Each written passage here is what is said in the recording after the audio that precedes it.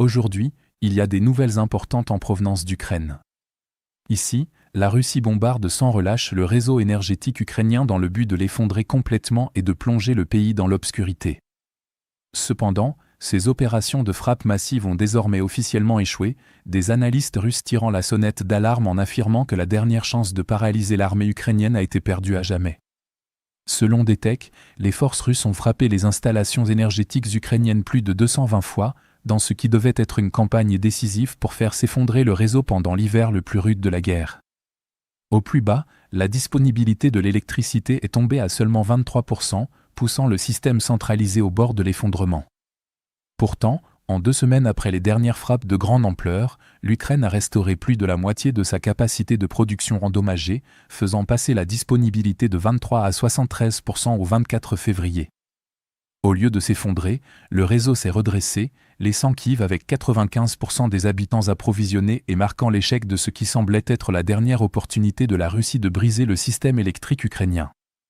Cela s'est produit malgré la coupure soudaine de la Slovaquie, alors que son Premier ministre, Robert Fico, a profité de l'occasion pour annoncer que Bratislava suspendrait les exportations d'électricité d'urgence vers l'Ukraine tant que le transit du pétrole russe via l'oléoduc Druzhba ne serait pas rétabli.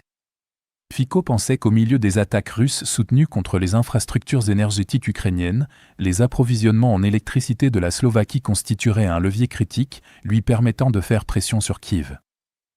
Cependant, l'impact de sa décision s'est avéré limité puisque la réduction ne représente qu'environ 0,4 gigawatts, soit approximativement 2% de la consommation totale d'électricité de l'Ukraine, qui s'élève à 18 gigawatts.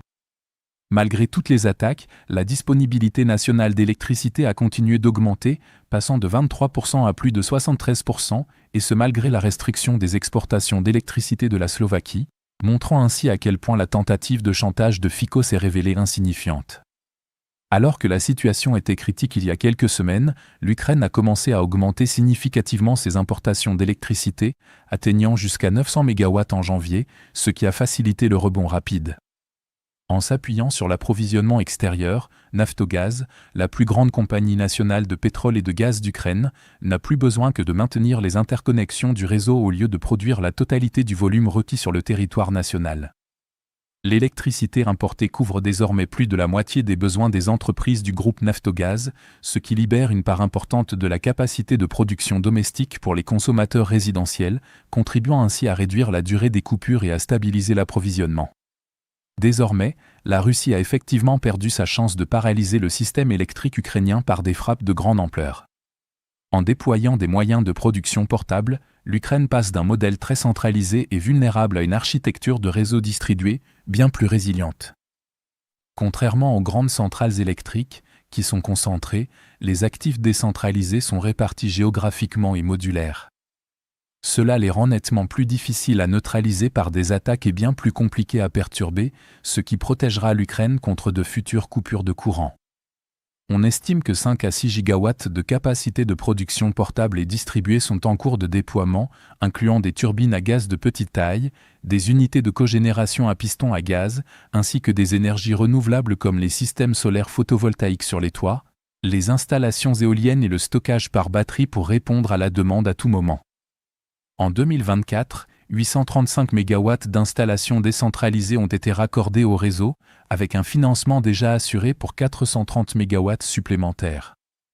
Ces ajouts comprennent des centrales de cogénération, des installations solaires et de plus petits générateurs diesel ou à essence. Depuis le début de l'invasion à grande échelle, plus de 3 gigawatts de nouvelles capacités renouvelables ont été installées, dont 1,5 gigawatt de solaire rien qu'en 2025, ce qui suffit à alimenter environ 1,1 million de foyers. À Kiev, cette mini-centrale de cogénération à piston à gaz renforcé ont été installées pour alimenter des infrastructures critiques telles que les hôpitaux et les réseaux de chauffage urbain. De plus, 62 millions de dollars américains ont été alloués en janvier 2026 pour des générateurs mobiles de grande capacité dans les régions de première ligne, notamment Donetsk et Kharkiv. Globalement, après 4 années de frappe continue, la Russie n'a pas réussi à atteindre son objectif principal, faire s'effondrer le système électrique ukrainien afin de forcer le pays à capituler. Les contre-mesures ukrainiennes, telles que la restauration rapide, l'augmentation des importations et le déploiement massif de la production distribuée, ont transformé ce qui était autrefois un réseau centralisé vulnérable en un système bien plus adaptatif et résilient. L'Ukraine entend poursuivre et approfondir ce processus de décentralisation pour protéger son réseau énergétique contre de futures attaques. À mesure que ce processus s'accélère, la capacité de la Russie à provoquer des coupures de courant généralisées continuera de diminuer, rendant la destruction de l'infrastructure énergétique ukrainienne de moins en moins probable. Enfin, nous lançons officiellement notre vente de printemps. À partir de seulement $4,99, vous aurez accès aux images de combats non censurées que nous utilisons dans chacun de nos rapports, ainsi qu'à toutes les analyses d'événements majeurs qui vont bien au-delà de ce que nous pouvons inclure dans nos courtes vidéos quotidiennes. Troisièmement, vous débloquerez notre outil Timeline Builder, le tout premier système au monde alimenté par l'intelligence artificielle, conçu pour relier les informations en temps réel. Quatrièmement, et c'est le plus important, vous aurez accès à nos outils avancés d'analyse de l'actualité qui vous offriront une vision complète du cycle de l'information, des analyses détaillées du sentiment des articles et des tendances pour révéler les thèmes et événements les plus importants. Et enfin, vous recevrez toutes nos mises à jour stratégiques exclusives sur la guerre en Ukraine. Si vous souhaitiez soutenir nos efforts mais n'en aviez pas encore eu l'occasion, c'est le moment idéal pour vous lancer et faire une vraie différence. Alors, consultez le lien dans la description pour devenir membre exclusif de notre communauté. Je tiens vraiment à remercier tous ceux qui nous ont rejoints, votre soutien compte énormément pour nous.